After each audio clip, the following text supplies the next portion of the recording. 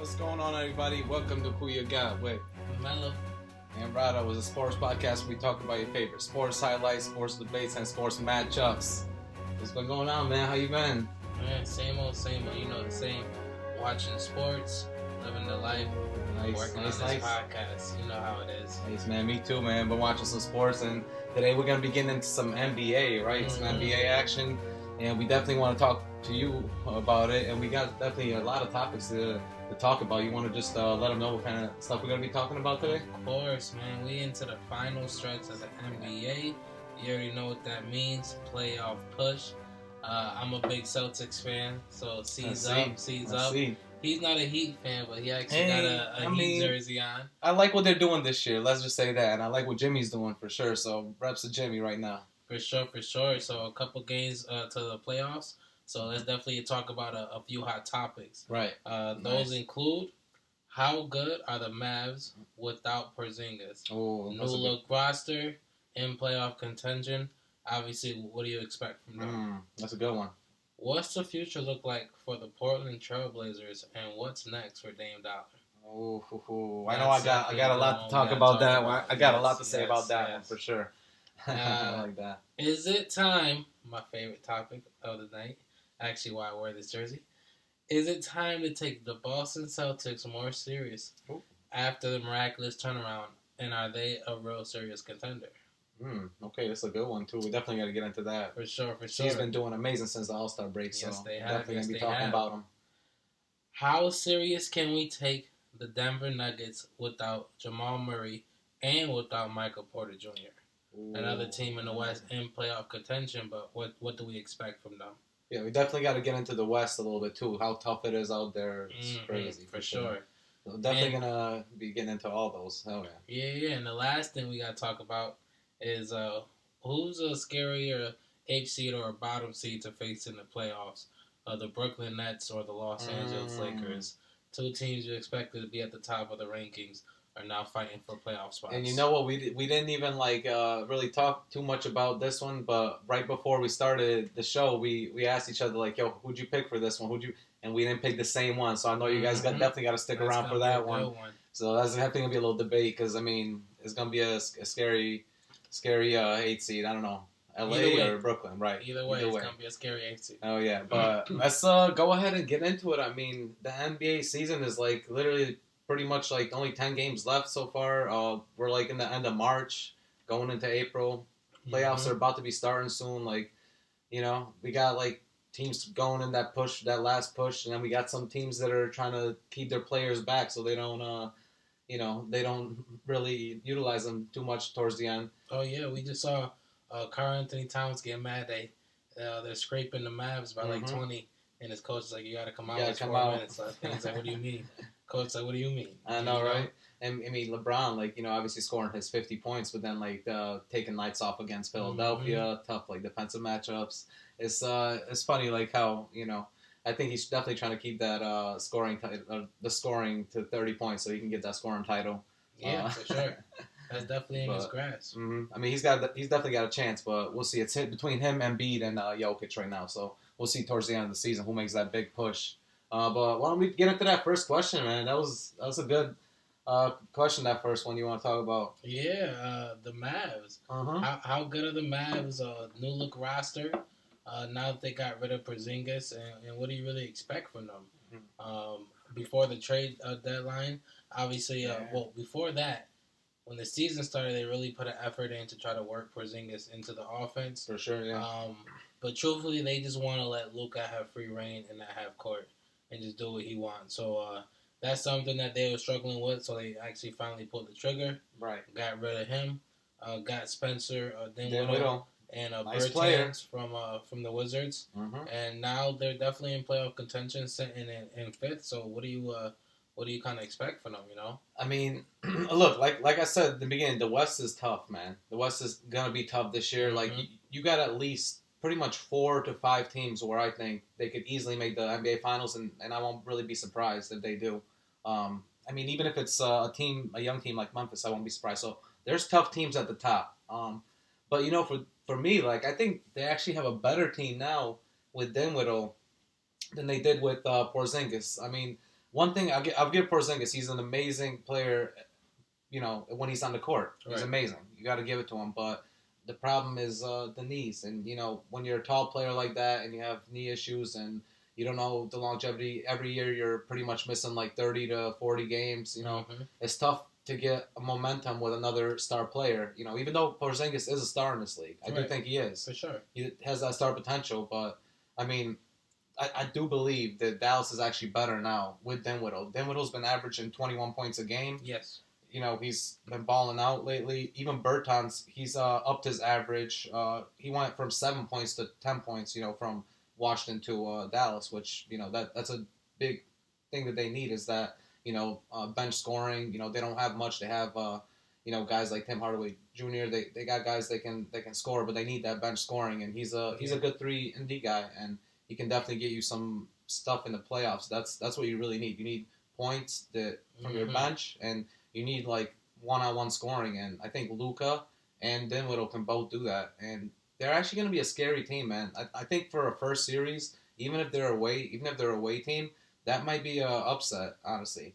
Whoever they face, if they happen to face somebody like Memphis or you know, it might be somebody else, but I think they're scary. What about you? No, it's a give and take for me. Like you said, you made a couple good points. Weirdly enough, they lost probably their best rebounder and a good paint defender, but somehow they've turned around their defense since the trade, right? And that has a lot to do with being more aggressive and more switching, and obviously a little bit more versatile players to go with that. So yes, they actually have been playing a little better. So, yeah, they're going to stay in the playoff contention. Obviously, they're going to get into a series, and what can they do? My question is, who's number 2? And that's been the question for years now because they've had to deal without Porzingis for a while, especially in the playoffs. And Luka has shown that he can take over a series, definitely come out, do some Luka magic things.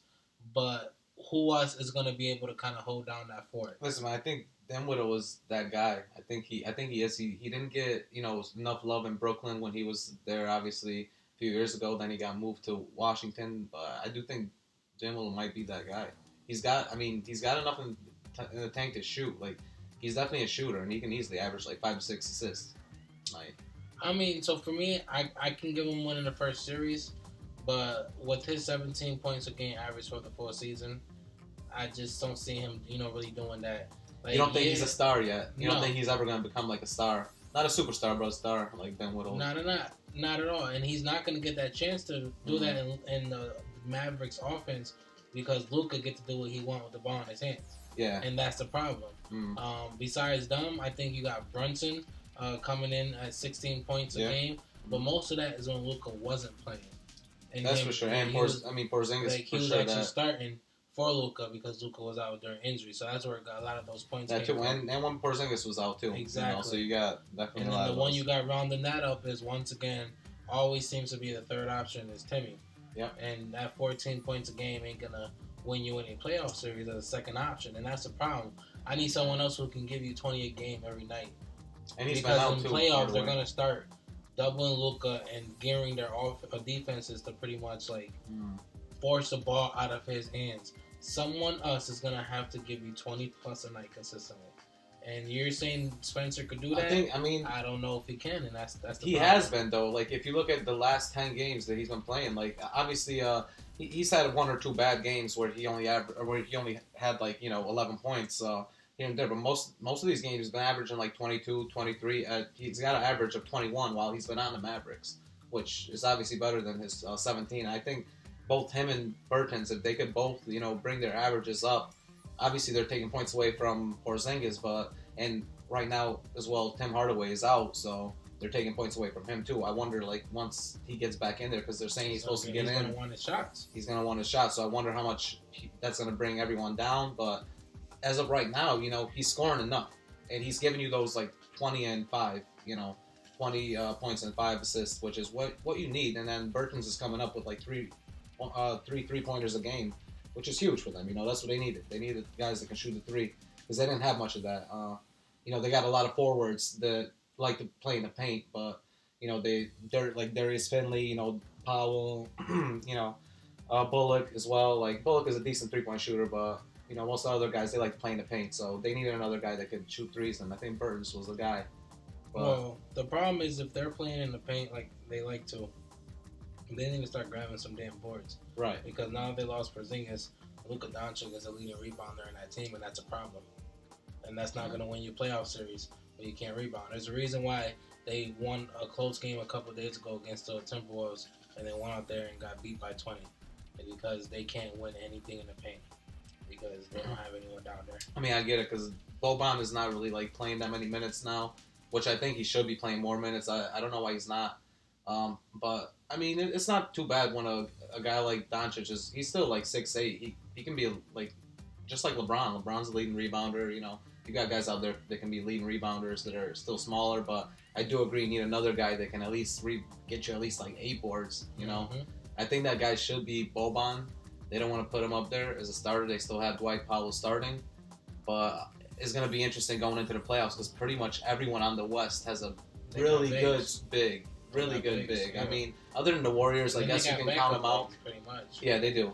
Yeah, I mean the Warriors. I guess you can still call Looney nice, but he's not there yet like some of the other guys. But not even that. You still got to deal with Draymond Green in the paint. For sure. You got Draymond. Exactly. You got Gobert, who's going to be on Utah. Exactly. You definitely got some guys that you got to deal with.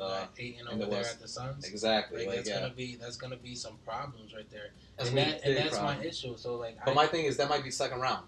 And that's the thing. They're gonna make it especially with the Lakers and Clippers falling down so short. You can easily get a good first round matchup and win it. But that's the point. When you get longer in the playoffs, the margin of error becomes more smaller, and they're gonna really force that ball out of Luka's hands. And he's literally done the same thing. He's gotten past the first round, got into a damn one superstar Clipper team. Yeah, and they beat him. They did. With Paul George, but the Clipper team, even without superstars, the Clipper teams are good. And I feel you. They're coached very well. But you're not doing that in a 7-game series with the. What I do agree with you, top 3 teams in the East. What I do agree with you is that I don't think Luka can by himself make it to the finals and win by himself. He is. When he shoots a lot of shots, many good things, but he's inconsistent in the playoffs and he's turnover prone. There's games that he just shoot himself in the foot. But there was obviously last year that first series. I mean, he took it over by himself. Yeah, literally by himself. Porzingis was out that series. He had a 50-point game during that series, and he turned it around and he won it in a 7-game series. He can't do that to the finals. That's what I agree with. I agree with you there, but I do think that he can take over one series. He's the type of guy, just like Dame Dallas. He can easily get. He could probably catch the Nuggets or maybe even the Jazz. That's what I mean. If he catches a team like the Jazz, might be a little tough because they got a guy like Gobert that I think he's unstoppable against a team like Dallas. Gobert. I mean, I know, especially like you were just saying, rebounding. My man's gonna be getting 15 to 20 rebounds each game. Yeah, for sure. So I think the better matchup is somebody like the Nuggets because they have one star right now too, and we're definitely gonna get into them as well later for sure. For sure, but at most though, a second round exit. I agree. That's my thing with them. I think they're gonna win one series as well. I think one series for them. But I like what I'm seeing though. I mean, from Luka and from Dinwiddie, I think that's a good core to go into the next season. You never know what's gonna happen next season. If they're gonna bring somebody else in. And I don't know, you don't think it is? Mark wants to keep saying Cleveland his guy, but he needs to get a legit big in that West. He needs to get a legit big that can rebound, and Cleveland can play the forward. Yeah, man. And then you can have versatile. In the West, you need bigs. 2 versatile big men. You know what I'm saying? And then whatever guard play you want to play, you got Timmy, Spencer, and Luka at that point. You're right. We pretty much named most of the bigs on the top teams, but even the lower seeds, you got Cat, Karl Anthony Towns, you got Jokic out there, you got some guys that even on the LA Lakers, you got even Grizzlies, they got freaking Jaren Jackson. Yeah, they got Jackson out there. I'm blanking on the actual center's name.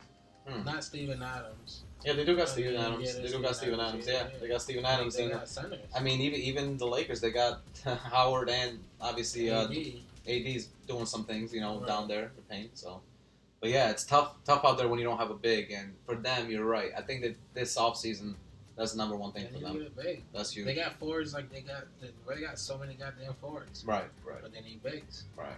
And obviously, Luka could play 1 and 2. Forwards could play guards. Yep, I think he's gonna have to move to like a forward position because I think Dinwiddie plays best at the point guard. That's what he plays best at. And in Brooklyn, he played best at that. He averaged everything they do is to keep the ball in Luka's hands. I get it. No, trust me, I get it. But he averaged 8 assists a game in Brooklyn. Dinwiddie. Wow, and that's when they made the playoffs with all these young guys. You had D'Angelo Russell there next to him at the 2.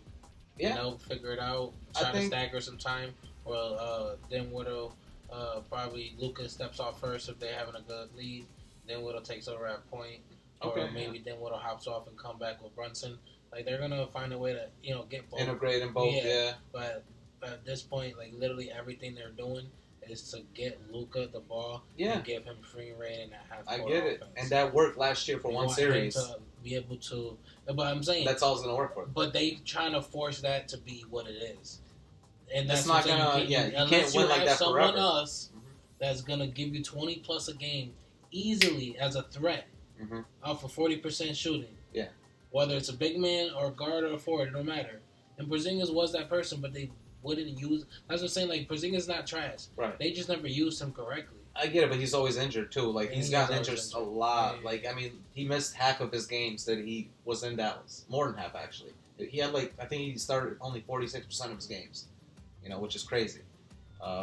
Which it's tough for a big man because there's some big men in the league that have had some short careers that have had potential. Like, I mean, guys come to your mind like Yao Ming, he had knee problems as well. I mean, a guy that I love, Taco Fall, obviously, Bol as well, it's tougher for the taller guys, but, I wish them all well. I definitely all want to see them play well because I love these type of players. You don't get many, that's why he's called the unicorn. Just like one of a kind, a guy that 7'3" and can shoot threes like that. So I wish them all the best in Washington too, but I do think the Mavericks can at least win one series, and then that's where I'm going with that. Yeah. They'll definitely make it to the second round, so for sure. So that's a great conversation. Love to start it off with that. Like you said, moving on to next year, we definitely want to see what Dallas has to offer with that core right there. But let's definitely move on to the next topic, and we got to talk about what's the future look like for the Portland Trailblazers. And basically, once you talk about that, I mean, obviously the inevitable conversation is what's Dame Lillard going to do? Yeah. What should he do? What's going to happen, basically? Like, what's in store for Damien Lillard? Honestly, the Portland Trailblazers are just not having a good year. Right. I mean, they are about to probably... They are. I mean, they traded C.J. McCollum for a reason. Exactly. They're going to break an 8-year playoff streak that they had. Obviously, he always got them to the playoffs and played some good basketball. And that's gave tough. them some fantastic moments. That's tough for me, man, because I love seeing them in the playoffs. Yeah. You can't count them out in the playoffs. I know. I love another person like Luka that's gonna sit there and take over a series. His moments, just the moment. You just remember certain moments in the NBA playoffs and the last decade. Like a few moments from Lillard come to mind. Which is crazy. Some crucial moments. Obviously, they got rid of CJ. Really didn't get much in return. Couple picks. Alexander Walker, Stadaransky, and Luzada, Didi Luzada. It looks like they're trying to wait on a healthy Lillard, a healthy Nurkic, and just try to rebuild. A lot of people aren't happy with that, but you got to remember, Dame has made it clear that he wants to stay in Portland for years now. He loves Portland, bro. He wants to make them a contender, so I think them getting rid of CJ was finally making that last final push. Obviously, they don't want to trade him. They want to keep him. He wants to stay. So they got to find a way to do, what they're supposed to do. And it don't seem like he's never been one to sit there and ask for players or try to force. I don't think he's that type of guy either. But I mean, I think he would like one. And I think that's what they're finally trying to do, because it's simple that they're not gonna do anything this season. Josh Hart and Joe Ingles is not the answer. They really can't. I mean, Nurkic is out for the rest of the season. Exactly. And Lillard's out for the rest of the season. Even if they made the playoffs, they weren't going to make any noise doing anything. So I really think they're going to try to make one last push to build around Lillard. Right now, after this year, they got about $45 million in cap space with only 8 players returning. So Huge. They got a lot of space, and obviously 2 of those players are Nurkic and Lillard, as long as they come back healthy. Right. Maybe they might be able to even keep Josh Hart. Obviously, they got a lot of free agency rumors already spreading about who they want to get. Exactly, and I'm actually hearing. I mean, they kind of want to keep Anthony Simmons. You know, he's nice. I know some of those young guys they want to be able to Definitely re-sign back as a good core. Mm-hmm. They want to get some good free agents. Some of those names include Jeremy Grant, Zach LaVine, Bill and Irving got player options, and then obviously there's other all-star type players, but those are the real big names coming up, especially that will fit their team that they're already looking at. Yeah. Obviously, what's next for Dame is the question. That's true. You know, because it's basically over for Portland Trailblazers this year. And what do you think? You think they'll be able to make some moves, clear some cap space? What do you think they're about to do? I mean, for me, like what you said last right there, like looking into the future is what's best. Because honestly, this year I don't think they're going to make the playoffs. They're about 4 games away from the 10th spot, which in the last 10 games of the season, I don't know if they're going to be able to make that push at the end, especially with Dame being out and Nurkic being out the whole season. I mean, the whole rest of the season. I mean, it's tough when Nurkic, the last 2 seasons, the guy that they needed to make a push, you know, like you said, Western Conference, man, you need a big man. Mm-hmm. You need a big man, and Nurkic was your guy, and he's a 20-10 type player, and you know, with him and CJ McCollum, you would have been able to make the playoffs again this year with teams like, you know, LA Clippers and LA Lakers falling down. You would have been able to make a push, but obviously Lillard's been on and off, you know, injured. The beginning of the season he was injured, came back, got injured again after the All-Star break, and then Nurkic, he's been out since the All-Star break, and it's been tough for them. I just agree with what you said last, that they need to make a trade, and for a guy like, I think, or maybe not even a trade, like pick up somebody in the offseason, somebody like Bradley Beal will be perfect for them, and I do think that they should make another push for Dame Lillard, because he deserves to try to make another push with this team. Mm-hmm. He's wanted to stay with them, and he's obviously, you know, stay with a small market team. They're probably the 28th or 27th market in the NBA, so they're not a huge market. You know, it's tough for him to get a lot of recognition out there, especially even for advertisements and stuff. It's tough for the arena to get sold out every time, and for him to want to stay there is huge for the organization.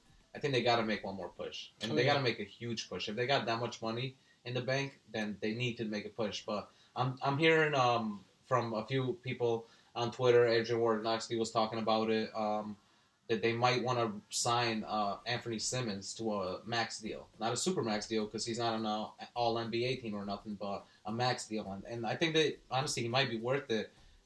He's been averaging like almost 20 points a game, you know, this whole season. So 17 points, you know, 2.5 rebounds and 4 assists, and that's been on and off when CJ's been, you know, playing his position. So he hasn't been always starting, you know, this whole season. I think with him being able to start, and he's only 22 years old, if they get him on a max deal, which will be only 120 million, 4 years, around 30 million each, I think that would be a good piece as well. And then they can get another piece on top of that. Add maybe a Jeremy Grant or a guy like Bradley Beal. I think that would be a really good core for them, because I do think that Anthony Simmons and my man Dame Dallas, when they down on the court together, they're nice together. You know, both of them they played like 20 games this season, but you know, both of them they were pretty good. You know, scoring like 25 each when they were on the court together. I don't know. I never really thought of him as a max player, even with scoring 17 points a game, because like that drops a lot when you got a superstar. I get that, Lillard. But like even a guy like gotta see what that is. Even a guy like you know, Michael Porter Jr. is a max player. It's like they look at potential, even though like and this guy's young. He's been on the Portland Trailblazers for actually 4 years or 3 years, and he's 22 years old now. So they've seen his you know, his potential like even rise. Like his stock been rising every time. Like he started off with 3 points a game. You know, then like 9 points a game, and this year he jumped up to 17. And he's up there for most improved player as well. So, you know, I think that he could definitely take another step up. I mean, he's young, you know, and guys like Michael Porter getting those type of max deals, you know, I think that he could definitely get one like that. You know? Yeah, it's not like out of the realm of possibilities. You know, it's not like because they're giving away money like crazy right now in the NBA right? With these big TV deals. Like right now, they're giving away like max contracts like it's nothing. You know. So do you think that Dame will ask for a trade? I don't think there's going to be this year. I think that they're going to try to make that one last push at the offseason. And I do think if he doesn't like what he sees by next year, I think that by the end of the trade deadline, I think he'll have to stay another year. I don't think he goes on another team. Even by the end of the trade deadline, he would have to wait till the end of next year and then get traded for me. I do think he loves Portland so much that this year is not the year for him to get traded, honestly. He wants to try to make one more push to see what happens. Everyone wanted to see what's going to happen if, him and CJ weren't together. When now you're going to see it. Just like, kind of like in Washington. We've seen it a lot, though. Yeah. Because CJ was always injured. For sure. I mean, he was. But, I mean, you didn't have another guy with him. We've seen that for a couple series. What I would have liked to see is them actually trade CJ for another, medium star, or a guy like Bradley Beal, like you were saying. That would have been a nice little trade, CJ for Bradley. But they wasn't really getting anything that they was going to get when they were shopping at that point. I agree. I mean, that pick is nice, especially because New Orleans, they might make the plan, but, if they don't make it, then that pick might be a top 10 pick. So, it's a good pick, actually. Yeah, and there's some decent people coming out in the scholars class. Yeah, for sure. Definitely. And we definitely can probably talk about the NBA draft, when we get to it. Oh, yeah. For sure, yeah. No, 100%.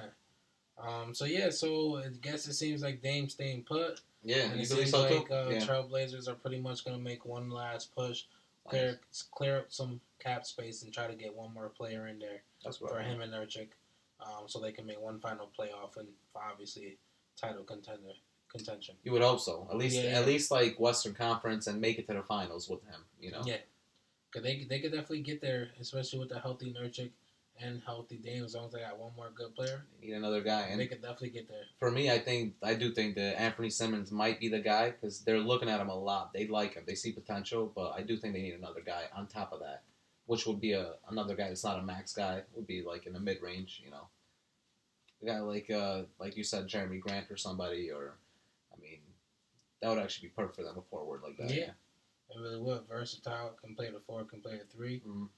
Yeah, definitely would, and obviously could defend. Right. And can get his own baskets. Rebound, yeah. Make plays, yeah. Exactly. So yeah, that'll be a good one. All right, no, that's a good conversation. I like that we both agree on that one. Actually, we both think that Dame's gonna stay. I hope he does, man. I know, definitely hope we do. Hope he does. I would love to see him get something with the, something like Giannis did with the Bucks. Right, man. Dame, please stay. You saw what Giannis did, right? Yes. Well, but hey, the Bucks built a shooting big. Got a Middleton, Holiday, bigs. They had Tucker, bigs too. They picked Brooke Lopez got good role players. Like they really built a team around Giannis. So they did what they were supposed to do. So hopefully the Trailblazers will follow suit and do the same thing. Plus Giannis is a freak where he can get his rebounds and just move the ball up the court. Like my man Lillard, he's got a. It was so crucial to get a rebounding post scoring big that can shoot and just keep him out in the 3-point line. And then whenever Giannis is in. He works in that paint. Right. He does work. They built the perfect system around Giannis. Mm-hmm. And now he's working on that 3-point shooting. If he gets that 3-point shot to like 35%, 37%, oh, disgusting. It's going to be like deadly. Mm-hmm. No, for sure.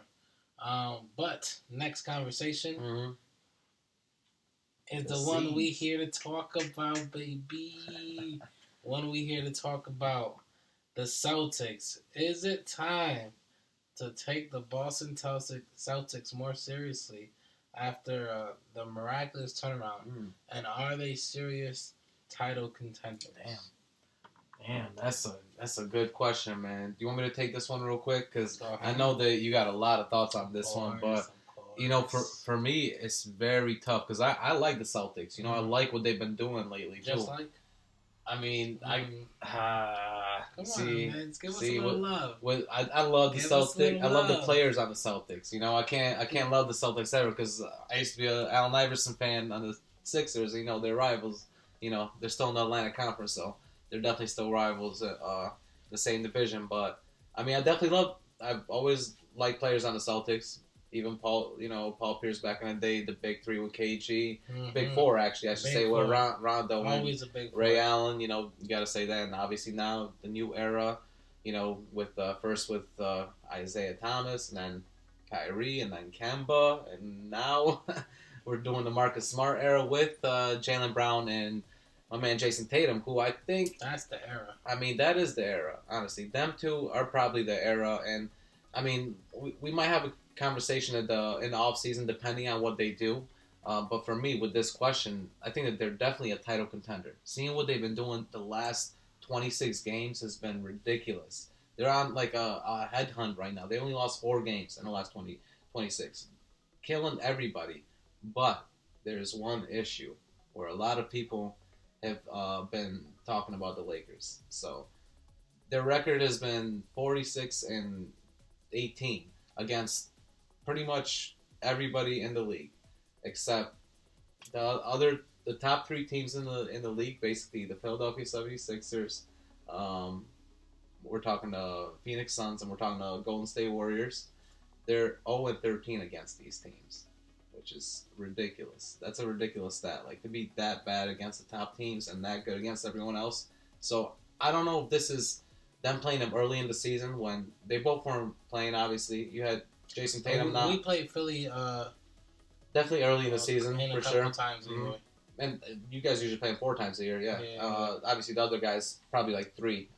But Philly, or 2 to 3. But I think that Philly definitely played 4 times for sure. Mm-hmm. And this year, you guys haven't been playing them well. I think that Joel Embiid's been playing really well against you guys. But I think that might have been before the All-Star break, before you guys started killing it. And I've always been saying this. I think for the last before the All. Right. Okay, so just one of them here. And it was probably a close game, that last one. If I look at it, I'm sure it was a close one. Because I got to say, I mean, this year, I've been looking forward to this. I've been looking for a healthy, Tatum and Brown. I've always been saying this for the last 3 years, that once they're on the court together, probably one of the best duos in the NBA. Probably a top 3 duo, in the NBA. You got, like, KD and Kyrie, and then you got Steph and, Curry. I'm sorry, Clay and Steph. Now you got Harden, and that's true. So there might be a tie right there for that third, but I do believe they're top 3 still, especially scoring wise. They can both get their own shot. They're both amazing at rebounding. They could both make and play good defense, especially Brown. So for me, I think they're definitely gonna make their second round, possibly to an Eastern Conference final. Once they make the Eastern Conference final, that makes them a contender. Because that would make them a contender to make the finals. So I do believe they'll make the Eastern Conference final this year, barring some sort of injury on their top, starting 5. Unless like Marcus Smart or I wouldn't wish that on anybody, but barring any sort of injury, I think they make it to the Eastern Conference final this year. After that, I'm not sure because it depends on who they play. Because if it's somebody like Brooklyn, now then my man Kyrie can play everywhere. And, we'll definitely chat a little bit about him towards the end, but I think that it might be tough. But what about you, though? I mean, who you got for this question? And honestly, do I really have to ask you, like, how far you think they're going to go? Or do I already know the answer? Realistically, I got them going to a deep playoff run. Right. But, yeah, I think they can get past the conference finals. Right. Because at this point, it honestly makes no sense the type of basketball they have been playing. I was so disgusted by the play they was giving us in the first half of the season as a Celtics fan. No, yeah. 23-24, start off the season, horrendous defense, and I was so upset because the 2 things that we had problems with was our defense. Not our defense, was our stagnant offense and our rebounding. The only thing that held us down and made us competitive was we had such a great defense. So when Brad left and we got pretty much the new coach, and we got Ime Udoka, they that's right. shut the bed on defense. And I'm like, get out of here. There's no way we're just that bad. A lot of young players, a lot of rookies, just no one really doing what they're supposed to do. And it was horrible. And I was so upset. And I understand we're going to turn around because if y'all can't get together on the defensive end, we can't get anything on offense. Y'all literally lost the only thing that let us be who we are. And then they turned it around.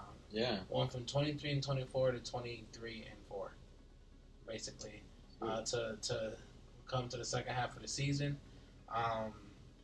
And there's just pretty much the fact that they somehow had that bad of a defense, and now have the league's best defense. True. By a huge margin, lets you know the suffocating type of defense that they've been playing in that 23-4 run. Yeah. Because they were below average when they were 23-24 on the defensive end of the basketball. And now they're the best by far. And they went from below average to best by far in 27 games. And that's crazy. Games. You don't usually do that in the middle of a season. That's what I'm saying, in the middle, like 27 games. You do that from one season to the next. And that's what I'm saying. Like, it literally actually makes no sense. Honestly, a lot of that, though, is Robert Williams coming back. Remember, he was out in the beginning of the season, I've been saying Robert Williams, we picked him up from Texas A&M.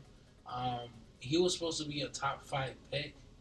And then he honestly decided, I don't know if he got injured in college. I can't remember, but I remember there was some trouble that he got into. So people steered, no, it was trouble plus the injury. People steered away from him. The next year we got him for a steal, last pick of the first round. Yeah. He was injured the first 2 years. A lot of people was like, but in my head, like I remember what he was in college. Yeah. He was nice. Potential. I remember that Texas thing. He had that potential. That team. Obviously, finally giving up on the short ass point guards and deciding that Marcus Smart would be our 3-and-D type of point guard, which will allow us to put the ball in Jason Tatum and Jaylen Brown's hands instead of in a point. Because like we had Jaylen Brown and Jason Tatum, but literally for the last 4 or 5 years between Isaiah Thomas, Kemba Walker, and Kyrie Irving, the ball was always in their hands, running high pick and roll screens, utilizing that type of offense. That's a great point. That's a great point right there. Yeah, Brad Stevens always ran that type of offense, and it made no sense. So with the new switching with each guy every year, that hurt the potential of the other guys. The other two, and then one was always stagnant each year. Like it wasn't that good. So the emphasis on Coach Ide's coming in was these two are a point of emphasis in the offense. Right. We need to make sure they do that. So who do I give thanks to for the Boston Celtics? Yeah, to where they are? That's what I want to know. That's what I want to know. Is it the coach or is it the players? It's all of them. And let me start from the top. I'd like to thank today President of Basketball Operations and Team Manager Bradley Stevens. He's been doing good work. A lot of people thought he was wild. Not getting no real big players in the offseason. That's what they were saying. Remember, he didn't pick up a point guard. Josh Richardson, Dennis Schroeder, and Al Horford. Yeah. Everyone was like, that's our, I actually thought those were decent picks, especially Al Horford. I'm a big Horford fan. Schroeder, too. And I thought Schroeder was going to pretty much do what he was supposed to do coming off the bench, especially I knew they were supposed to let Marcus Smart have Dennis come off the bench. I think Schroeder Richardson was the one that was a little bit under. He underperformed. Pulled the trigger on getting rid of the 2 players that he just got. Yeah. And ended up bringing in Derek White and Daniel Theis. Young guys. Coming back again. That's been working freaking fantastic for us, pretty much. So definitely shout out to him. He's sticking to his guns, not panicking. A lot of people were expecting him to make moves. Like we need moves now. You're the manager now. True. Like what I'm saying? Like what are you doing? First of all, they didn't have the money because they were making. The only money they had was once they got rid of Kemba and they were able to pick up somebody for not that much money like Schroeder. Schroeder was their biggest guy they were getting. He was only making like $20 million a year. He didn't fit with them. That's why they had to get rid of him. And luckily, right now, this offseason, they're actually going to have some spending dollars too to actually make some moves. And they don't even need to make that many. They don't. They're looking good, man. Moving Schroeder and Josh Richardson honestly allowed Grant and Payton to really step into form. Obviously, Pritchard Payton's stats aren't shooting you off the sheet, but he could shoot and he has to be respected on that court. Of course, he's a guy just like Caruso. He doesn't get the respect. Like he plays tough defense. Exactly. He always gets good shots too. Takes good shots. Makes his free throws. I think he's definitely a good piece for them. I think another guy like Derek White. I think that was a great piece for them. Oh no, Derek White was a great defender, he's young, great ball handler, great shooter. And he can shoot. Obviously, come off the bench, spark us, give us points. Exactly. Another player come off the bench that I don't know how he's not in there for most of Rookie Player of the Year. I guess because the stats ain't there. But it's Grant. Yeah, Like he's literally sitting there. He is one of the best. Literally, he came into the league supposed to be a Draymond Green type of person. I remember him from Miami. That guy for us. Yeah. That versatile big that can defend, assist, and shoot. Mm-hmm. He was horrible at shooting for years. And I remember they just kept telling him to shoot. Like 3 years later, literally he's now like the fourth best shooter in the NBA this year. Literally, he's shooting at a 44%. Really? He's one of the league's best shooters this year. Nice. And he is hitting at a high clip in that corner. Nice. You know what I'm saying? Like, and not only that, now that's allowing him to get points off the dribble, off the drive. Like he's actually got more. Like he's coming into his own. And another stat that I found out from that in the fourth quarter, he's the only player getting over 50, 50, and 95. Nice. So he's shooting 50%, and 95%. In the fourth, he's coming through. So obviously, that's insane. I feel like that don't happen unless you remove some of those big names that you got and allow these players to shine. Trust in the players that you kept telling for years. It don't matter how bad you are. Like we kept you for a reason. Keep working. True. And that's part for me for Brad Stevens. You know what I'm saying? Who do I think next? I like to thank head coach Ime Udoka for coming in, turning an offense and a defense around. He didn't necessarily actually break down a great defense because it started breaking down last year, and Brad Stevens was really like upset that Ainge wasn't allowing him to get more better defenders on the team. He was like, you got to work with the rookies, you got to work with the young guys. And it took him over a year to turn it around. It took him a while to do it, but that's one thing he's good at. That's one thing he's good at, though, because obviously he came from Brooklyn. He was and USA. Yeah, and USA basketball, but he was there while obviously KD was out last year and Kyrie was out most of the year last year. So. So he knows what it is. He knows how it is to like run with the young guys. Exactly. And if he's not one of the candidates for Coach of the Year, I don't know who is. Especially with that turnaround, he literally has to be Coach of the Year. Yeah, I literally with that turnaround, like he definitely deserves it. I think he definitely deserves it. Yeah. But like I said, they got the league's best defense by a wide margin. That's crazy to me. Still, but that's what I'm saying. People are not even talking about that because literally, number one in defensive rating, opponent's field goal percentage. Opponents' points per game, opponents' assists per game, and scoring margin.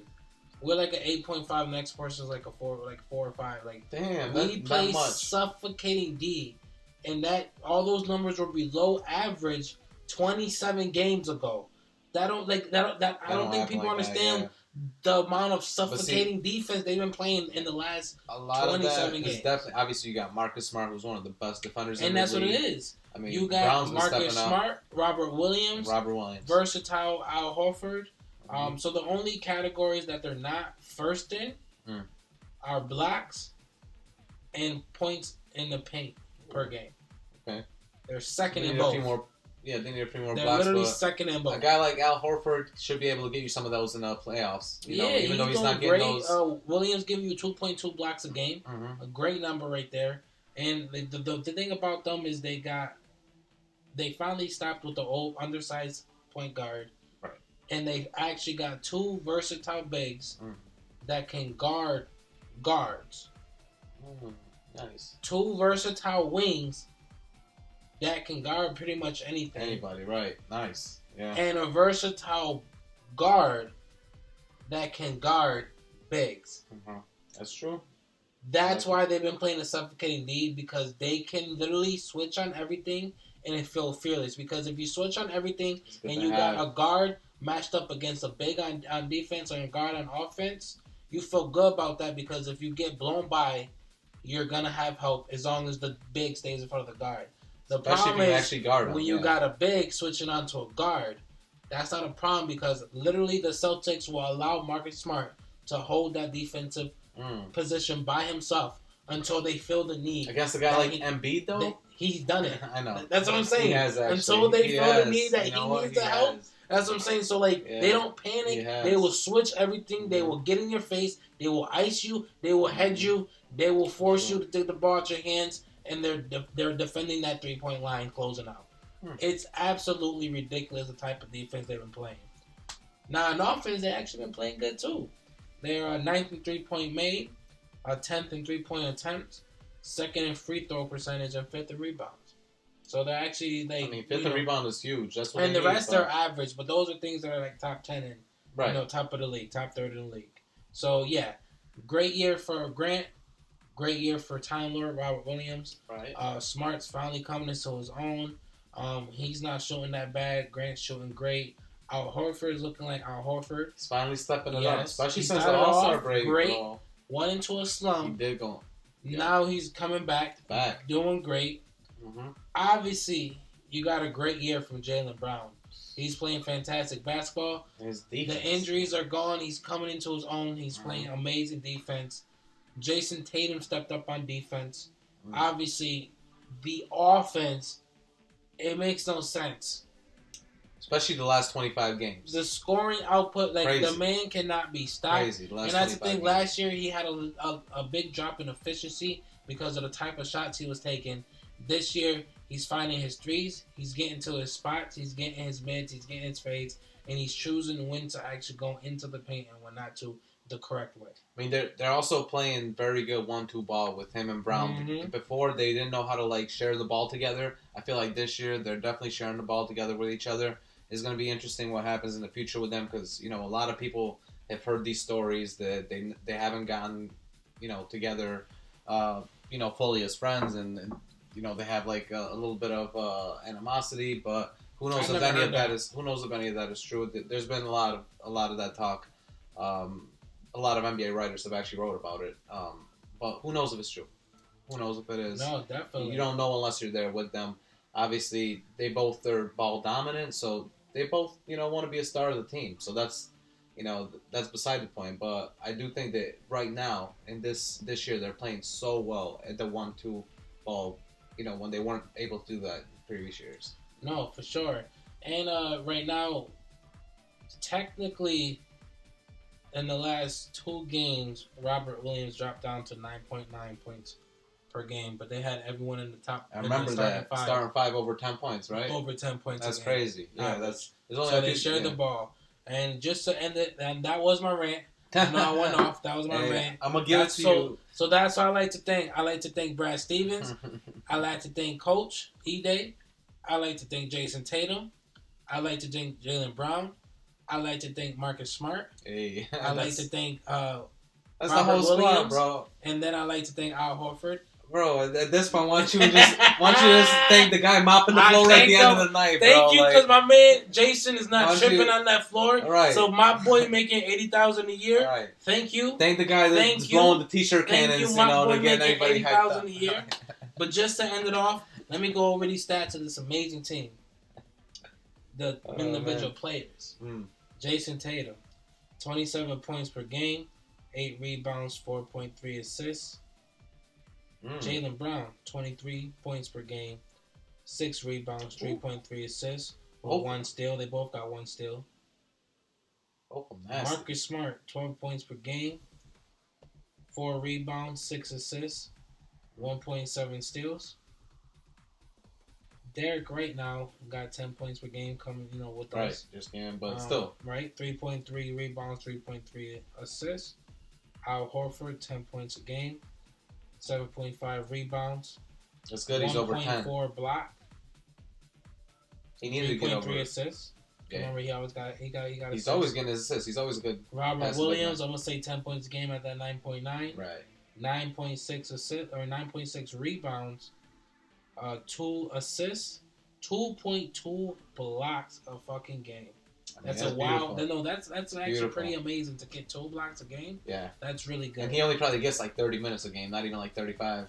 Exactly. So, yeah. And then you got Grant Williams with 7.7 and Creighton with 6. And like I said, they both been playing amazing at the roles, doing what they're supposed to do. You're right about that. They're passing the ball around amazing. They're giving everyone a chance to get a shot, and that's huge for a team just trying to make it far into the playoffs. I think that's going to be huge for them. If they're able to get, most of their players over 10 points every game in the playoffs, even their bench to get their guys get them, hot when with the defense that hold it down. Especially when the starters are out second quarter. Yeah, you want that was my rant, but I definitely with all that being said, they got potential to make it to the finals. Right, so that's what you think. Yeah. But potential. But realistically, I'm gonna say Eastern realistically Eastern. Yeah, right. they go win 2 playoff series. Because that's what I'm thinking too. I'm thinking Eastern Conference, and that gives them a chance. That gives them a chance for that. But we'll definitely see what happens with them. But as far as the next question, what you got next for us? Yeah, next we got how serious can we take the Nuggets? And Michael Porter Jr. or without Michael Porter Jr. and Jamal Murray. Right. Okay. So the Nuggets are an interesting squad, man. Obviously, a lot of people have my man Jokic as an MVP candidate this year. I mean, my man's almost averaging a triple-double every year. He almost averages a triple-double. Jokic pretty much in the Nuggets. And that's why the question is, how serious can you take them when you only got Jokic, you don't have Murray, and you don't have Michael Porter Jr.? Like, what's going on there? I mean, I'll just say this. He doesn't get enough love, even just playing by himself. To get his team right now in a tough West, to get him, like, at a 5th spot right now, we'll see what happens, towards the end of the season, the last 10 games. I think they will end up around there, that 5th spot. I don't think they're going to move down to the play-in tournament. Right. But, I mean, they're above guys like L.A. Lakers. I mean, I know that's not much to say, but even, like, L.A. Clippers, So they're definitely doing some things even by himself. Jokic, like I said, MVP candidate. Without Michael Porter Jr., which you don't know where he's coming in, it might be tough. Murray is a different story because they're talking about him possibly coming in either the first series in the playoffs or if they make it to a second series for sure. Second series. That's what they've been saying lately. I think that he needs to come in the beginning of the playoffs, try to make it right as they make the playoffs, and at least get those first few games, with Jokic there.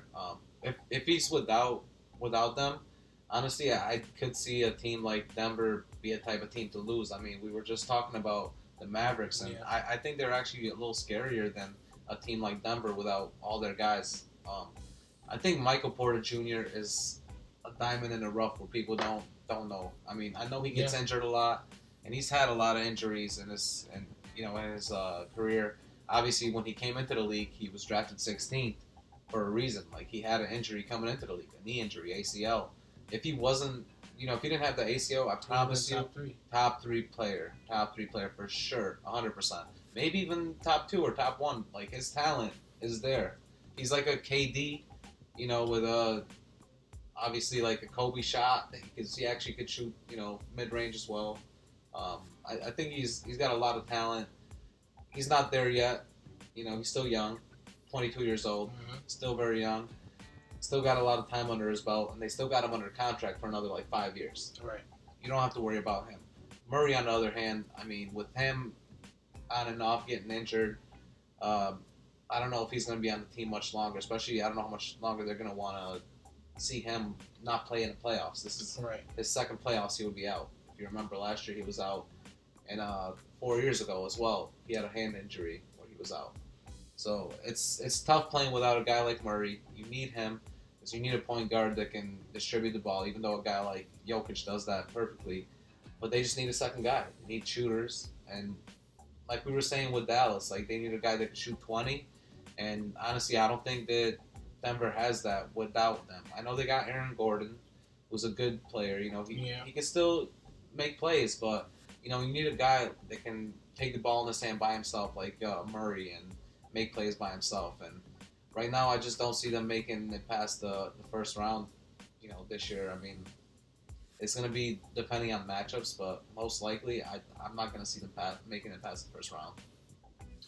No, I definitely agree with you. I do not trust the team without Murray. Like I said, they could deal without Michael Porter Jr., but I do not trust them to go far without Murray.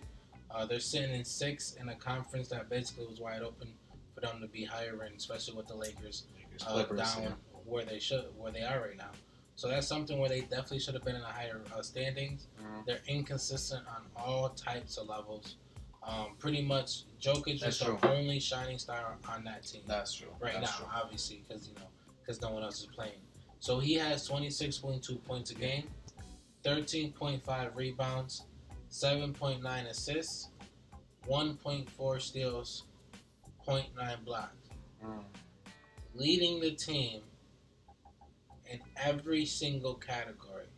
He is. I mean, I'm not gonna lie though. He is a monster. I don't know if that's a good thing for him or a bad thing for the team. No, here's the thing though. Like, even if the other guys were starting, I think he would still be leading in pretty much every category. Maybe not steals, but like every. I mean, think about it. He's a great scorer. The steals is questionable because he's leading by far. Well, he's a great scorer, and he can get his rebounds over 10 easily per game. And then he easily probably gets around 9 assists a game. A guy like Murray doesn't average more than like 7.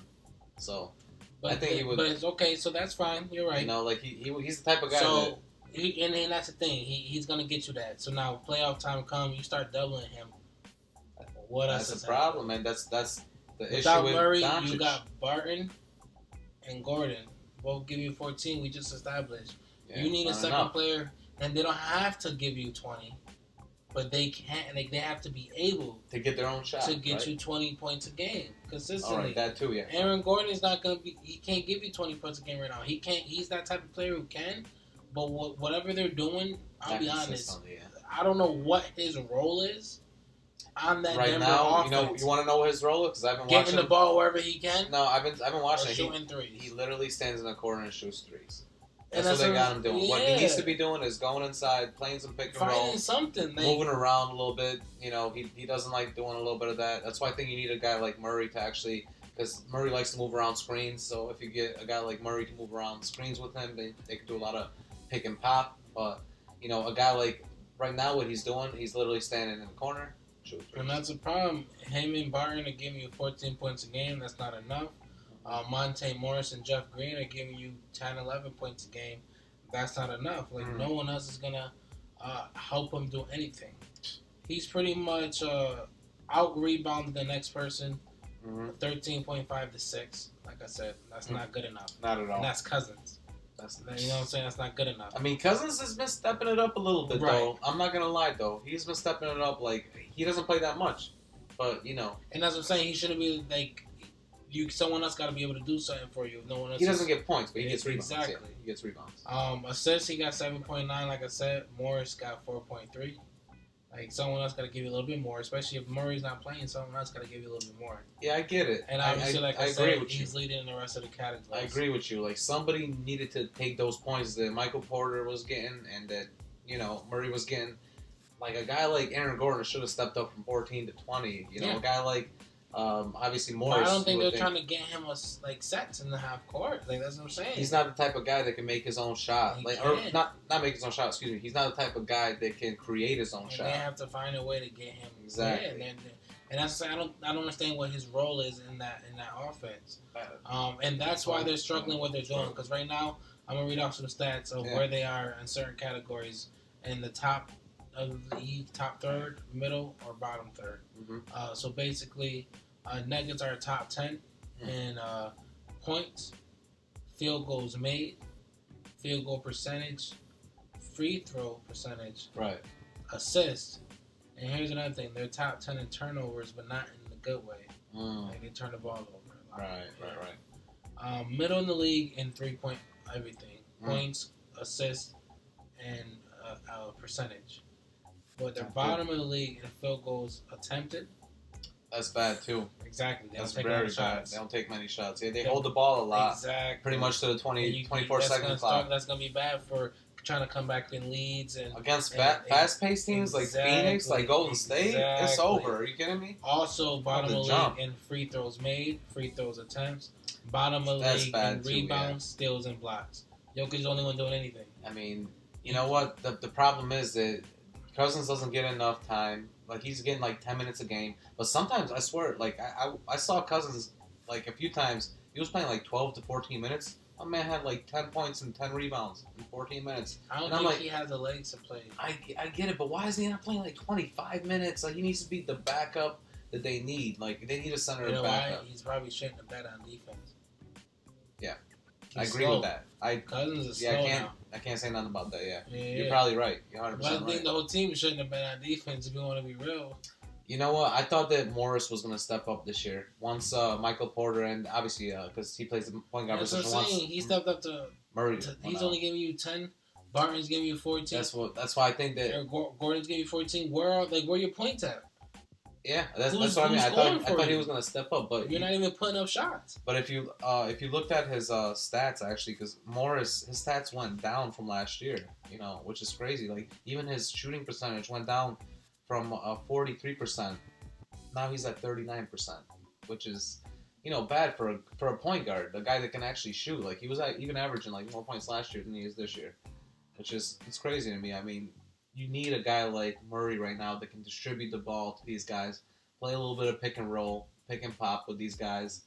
Will Barton can shoot threes. He's a good 3-point shooter, but you need, another guy to open up the space to leave everyone else open. Even a guy like Gordon, I actually think that he can shoot threes. He's not like that open. Like you said, they're gonna try to double team Jokic in the playoffs.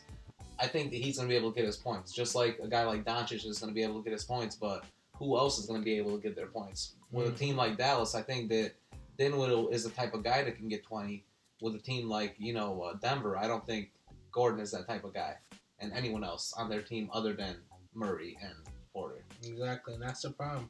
They're looking at a first-round exit if they face against someone bad. Maybe if they get a good matchup, they might be able to make it past the first round. I mean, man, if they end up on the bottom half of that, on the bottom 4, they're looking like they're going to be the ones that take the loss to Luka. That's what I'm saying. That's gonna be an interesting matchup if it's Dallas versus Denver. That might be the one that's a 7-game series, honestly, because it will be interesting. But I think that Dallas comes out on top. They got. Because, like we were saying, they don't have the big man now. They don't have guys that can rebound. But then again, Denver's not a good rebounding team as well. So all Luka got to do is go off a little bit, and Denver's not a team that's going to come back.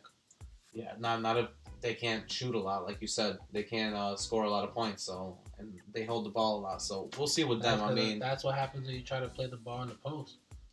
You waste a lot more shot clock throughout the game. True, but I think, like, Jokic likes to stay outside. He likes to stay on the outside, but the problem is that when Morris, he's not hitting his shots this year. He likes to dribble around and go inside, do little, like Steph does, those little, floaters and stuff, and he likes to shoot, mid-range as well, but he's not hitting his shots, and, I thought somebody would step up, but nobody stepped up. Nobody stepped up. Someone should have stepped up. Someone should have stepped up last year.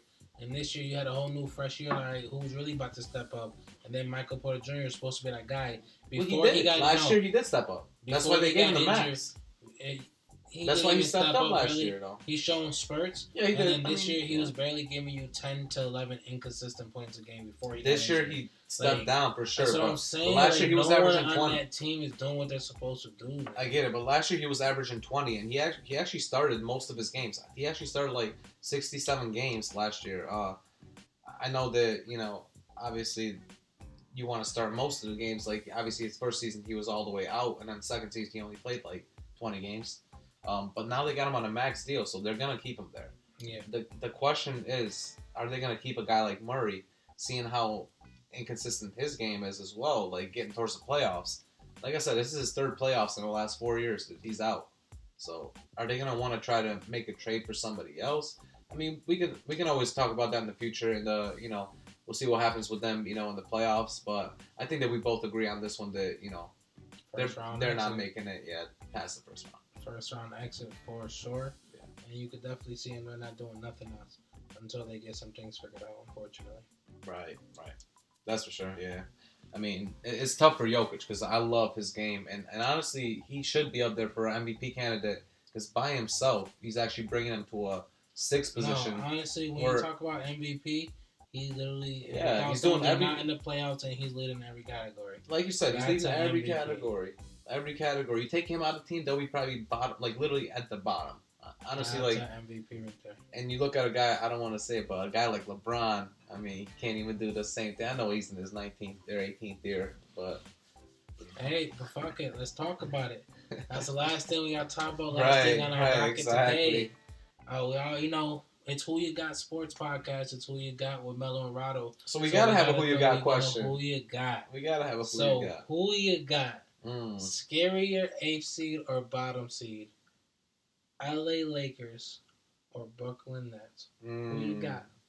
Man, and then this is crazy because so right now, I mean, if we just go ahead and look at it right now, I'm gonna go ahead and pull up the standings right now, and we can check them out. And if you see them, I mean, you pretty much see that the Lakers, you know, they're in that 10th spot. All my life, I had to fight. Oh, they're all the way in the bottom, and fighting. For life. Even Brooklyn, man, Brooklyn's in that 9th spot, so it's really like tough to see both of these teams all the way at the bottom, because obviously Brooklyn has a reason, because Kyrie wasn't playing half these games, and even like when they had Harden, he wasn't playing all the games, and now they made that trade. They're not gonna have Ben Simmons the rest of the year. He's probably not gonna play at all, but they still got a great team around them. So honestly, for my answer to this question would have to be both of these teams. Really are scary as hell. Like, I mean, you got KD, Kyrie, and then on the other side you got LeBron and you got AD and Russell Westbrook. These guys is 8 seeds. Like, that is insane. But you know, for to be fair and to answer this question, because I know that we both kind of differ on this one a little bit, I think that the matchup wise, I think that the scarier 8 seed might be the LA Lakers, and I'm gonna break it down. I think that, you know, this whole season they've been very inconsistent, and everyone knows this. Everyone's pretty much talked about them, you know, on radio shows, on talk shows, and every NBA show. Yeah, I mean, we've been talking about them all year. Honestly, yeah, gotta plug ourselves, you know. But I think that everyone knows how inconsistent they've been. A lot of that is because they all three haven't been playing at the same time. You know, it's tough when you don't got AD, LeBron, and Russell all at the same time playing. I think they've only had 15 games when they've been together. And when they were together, it's not like they were great. You know, their record was only like 8-7 out of those 15 games. But still, I do believe that they needed more time to actually, you know, get up there. In the beginning of the season, I didn't have the Lakers even making it to the Western Conference Finals, because I knew that a team like this would take time to like develop, especially with ball dominant guys. Clippers. I had the Clippers actually, because I did think that Kawhi was going to be back by now. I thought that Paul George was going to be able to cruise to at least the 4th seed, and Kawhi would be back by at least this point, you know, by March. It doesn't look like that's going to happen. It looks like Paul George is coming back. Well, we'll see with the Clippers. But as far as, you know, the Lakers, man, they're tough because, listen, if they play a team like the Suns might be the number one. Let's just say the Lakers, you know, we're talking about this as they win the play-in, they make it to the 8th seed, possibly the 7th seed. Who knows? I mean, they have a chance. Right. But let's say they make the 8th seed. I think they play a team like the Clippers or a team like the Suns. The Suns, you know, they've been very well all season, but you know, who's been out lately? CP3, he's been out, you know, and he's not going to be back until pretty much playoffs. So how are they going to integrate him back in the lineup? I know that my man Ayton's been playing great, and he's probably going to play amazing against the Lakers bigs. He's probably going to dominate them, but I do think that if you looked at like last few games, LeBron's he wasn't even in the last few games, and the Lakers were playing good. They were just played Philadelphia just the other day, and Philadelphia had the full squad. You know, obviously they had Embiid and Harden, Maxey was in there, everyone was in there, and Russell Westbrook by himself, without AD, without LeBron, was able to go out there and win it with, you know, with everyone else, with the rest of the squad, with Melo balling out, with you know, everyone. Malik Monk was balling out too, and Malik Monk is a good piece for them. Yep. I think that they're very, very scary because they haven't been able to play together. What a lot of people were saying is they're all going to come together when the playoffs start. And I think that that's a scary thing. A team that you haven't been able to, you know, face at full strength, because most of the times when you're playing Western Conference teams against Western Conference teams, you get to play them 4 times a year. You get to make adjustments. You know how this team plays usually. And then if you have to play them in the playoffs, then you can kind of adjust to, you know, your defensive strategy, offensive strategy. This is going to be tough for any team. And it might be the same with Brooklyn, but I think with LA especially, because nobody has seen all 3 players together, with LeBron and AD together. Obviously, LeBron, you've seen what he's been doing lately, scoring 50 points a game. AD can still do his thing. You know, when AD's on the court, he's still a 23-point player a game. Oh, yeah. Obviously, 10 rebounds a game. But, you know, Russ is the big question. Is he going to have turnovers? And, you know, we can chat a little bit about that. But as far as I say on this question, I think that the scarier team might be the Lakers based on the matchup. I know that Brooklyn is going to be amazing, especially now that Kyrie is back. But, what about you, though? Who you got for this question? It's a tough one, but it's also an interesting question because, they're both tough teams. No, it's easy for me. Oh. I've been a big non-fan of the Lakers. I know. From the get-go, from the move with Westbrook and how they've been playing. If you want to be real, it's a simple, easy answer for me. I got Brooklyn. They've shown that they can compete without giving us a full picture, even if they don't got Ben for the rest of the year. Right. They still show a little bit. The Lakers, they gave us the full picture, even if they had no injuries.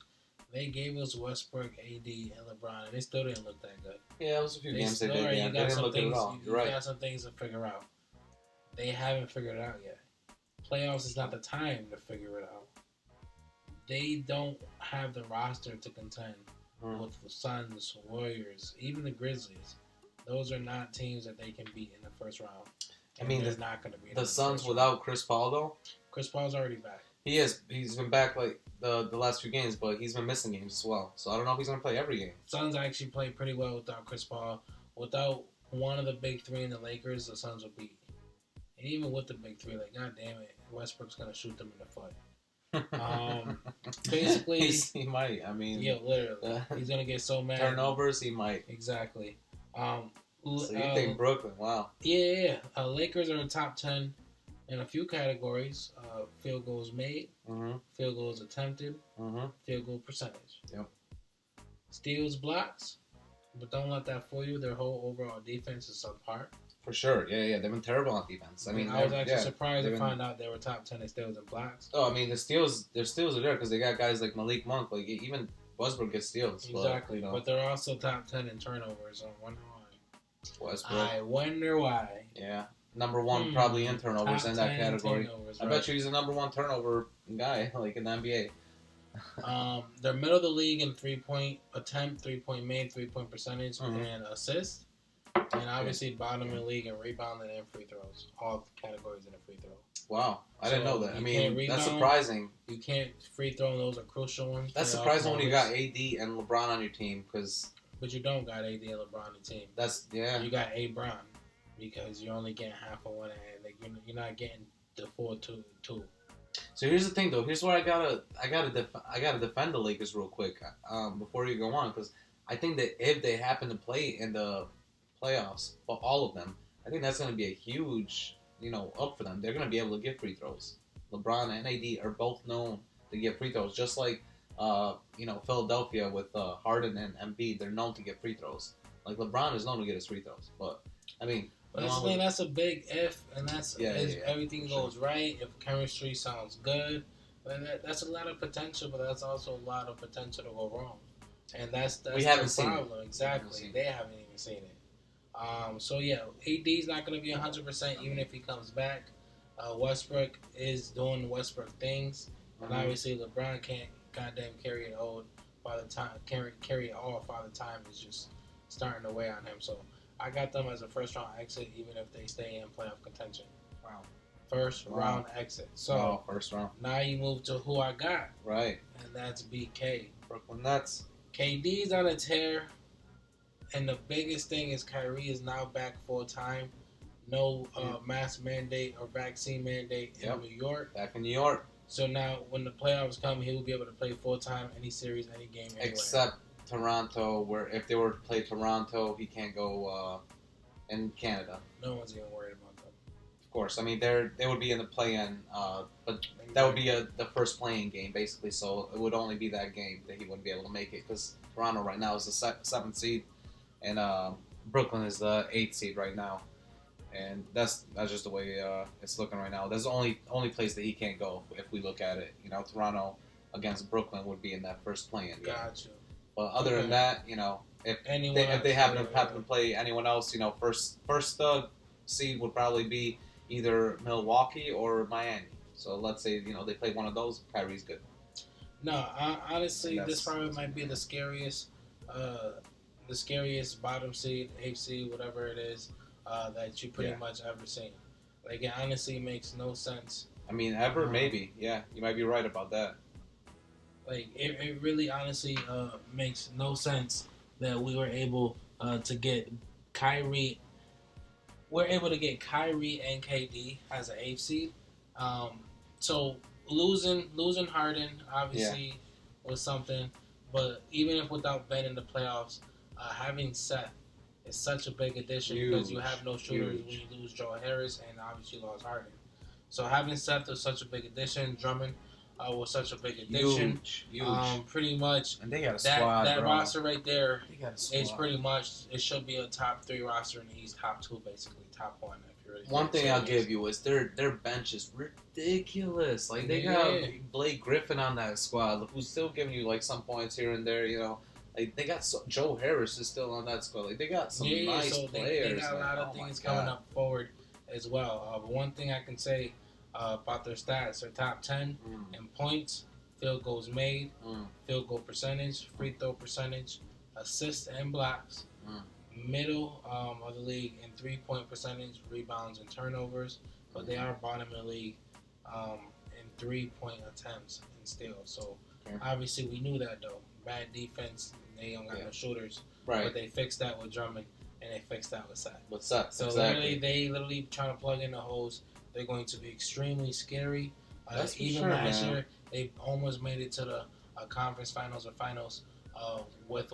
KD made it by himself with the same literally no defense having team, exactly 1 inch away. So, if KD's foot was a 12 instead of a 13, my man would have made it to the.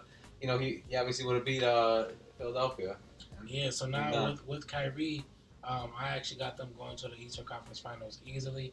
The question is, are they going to be facing the Bucks, the Sixers, or the Celtics? Yeah, that's a good question. And for me, honestly, it's. The honest question, like I said, it's both of these guys are scary. You were going to tell me who they were going to face. No. I was like, you better choose the Celtics. No. I mean, honestly, I would probably say the Celtics. I told you, I think the Celtics could make the Eastern Conference Finals.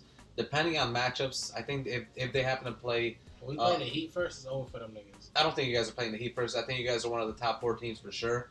I'm wondering who you play the second. Bulls. The second, The Cavs. Yeah, it just depends on the second round. You know, the second round is going to matter who you play. If you play Philly or if you play, somebody else, I think you guys match up very well against Milwaukee. So I think you guys will definitely win that series. But as far as Brooklyn, I think that they are so scary, and the Lakers as well. The Lakers are so scary. I think that this is the first year, and I'm gonna take this out on a limb. Maybe I'm the only one to say this. Maybe I'm crazy enough to say this. This is gonna be the first year in the NBA where both 8 seeds beat the number 1 seed. I think that the Lakers are going to be playing against Phoenix, and they're going to beat them. And I think that the Brooklyn Nets are going to play against a team like Miami, and they're going to beat them. That is my big prediction of the year, honestly. 2022 prediction. And you heard it here first. I might be crazy, but I might be also a genius, So we'll see. There's only 2 choices. I know, right? But honestly, like I said, both of these teams are scary. I do agree with a lot of your points. That maybe a team like if you're just looking at them solely as a team, that a team like Brooklyn is scarier. I'm looking at it as matchups. I think that the Lakers matching up against Phoenix would be easier for them to win with all their core together than a team like Miami, because Miami's actually a pretty decent team, and if you've been watching them since the All-Star break, Miami's been balling out. They got so many players on their team. They got Kyle Lowry. They got Jimmy Butler. They got Duncan Robinson, Bam Adebayo. Morris. They got obviously Tyler Hero. They got so many players on that squad. Martin. It's crazy how many. Victor Oladipo, didn't even say him. Like they got a squad over there in Miami. So it's tough if Brooklyn has to play them. I think that would be a series that's going to go longer than. Honestly, I think that Phoenix, maybe 6, 7. I think a team like Phoenix is going to the Western Conference Finals. Hey, you could say that. You could say that. I think last year was an aberration for them. I think they got a little bit lucky on a lot of injuries. In the West with the best record in the league. They are. Yeah, they are. But they proved who they are. They are. But then you had teams this year that were out, like the Clippers. They had both their stars out. You had the Lakers, who had a lot of their stars out. And you had even Golden State, who had their number 1 guy out, number 2 guy out, and now they got Draymond out. So, I mean, but that's their fault. It's a lot of things in the West going on, is what I'm saying, right now. And things might change in the next 2 to 3 weeks. Yeah. And I think that the Lakers, if they're able to get everyone on the court, that's the only way. I'm saying if it's only LeBron and Russ, if it's only AD and LeBron, I don't think they're moving anywhere. But if it's all three of them on the court, they're scary. They're scary. That's what I gotta say. I think they're gonna make it past the first round, and if the Clippers don't get their guys back, then I think they're gonna take the Clippers spot and make it to the Western Conference Finals. They about to lose to the Pelicans in the playoffs. No, I don't think it's gonna be Pelicans. I don't think Pelicans are gonna make it in there yet. Pelicans are just outside of the play-in tournament, but it's gonna be right now. I mean, they're in there still, but they're just gonna be outside because they just lost the game. So the recent game they just lost. So we'll see what happens with the Pels. But I mean, both of these teams, man. Scary. How crazy is it that both of these teams are that low? I know. Who would have thought crazy. at the beginning of the season? If you would look at they were both favorites to go to the finals. Exactly. Look at the Vegas odds. These were number 1 and 2 teams. Yeah. Crazy. Now they're fighting for their lives. Fighting for their lives. Literally insane.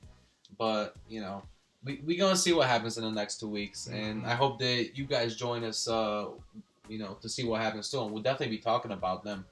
Coming up in the playoffs. We're definitely gonna make like the rest of our predictions in the next few weeks. We're gonna talk about some.